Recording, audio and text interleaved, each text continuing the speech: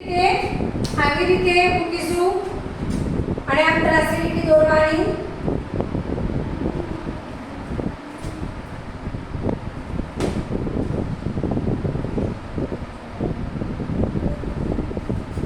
તો પણ તમારી સીધી ત્રાસી લીટી રહી જશે.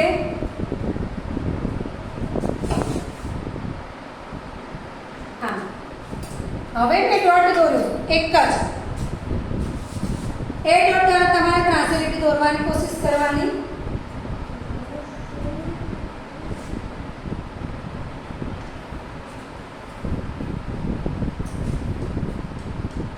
આવી રીતે,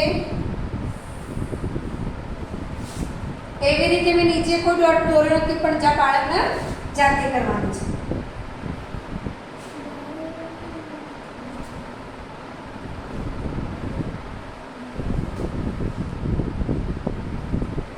તો આવી રીતે આપણે નોટબુકમાં ત્રાસી લાઈન શીખીશું.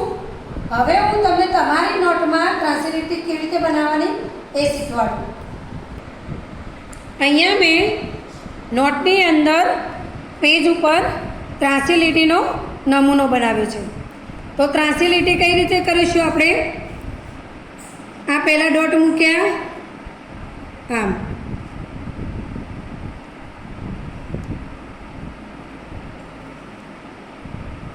આવી રીતે ત્રાસી લીટી દોરીએ તો શું બની જશે? ત્રાસી લીટી. જેમ વરસાદ ત્રાસો આવે છે ને એવી રીતે. તો ફરીથી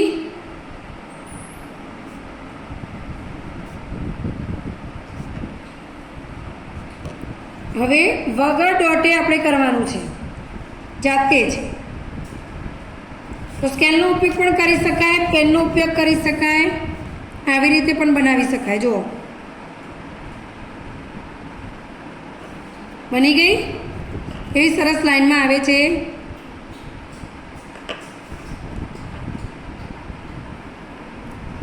જો કેવી સરસ આવી. એવી જ રીતે ફરીથી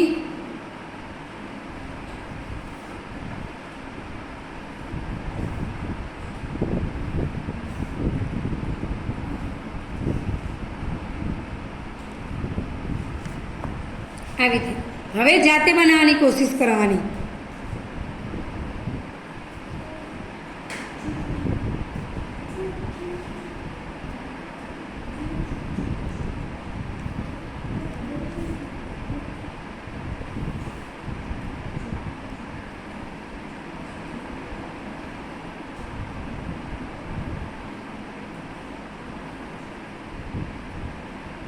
તો આ હતી આપણી ત્રાસી લાઈન.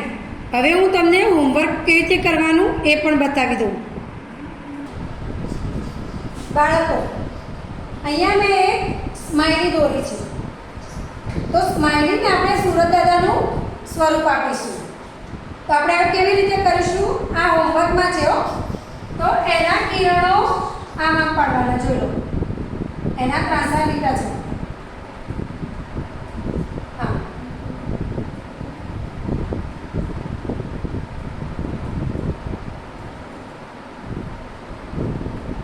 જ્યારે સુરત દાદા ઉગે છે ત્યારે એમના કિરણો કેવા ત્રાસા પડે તેવી જ રીતે.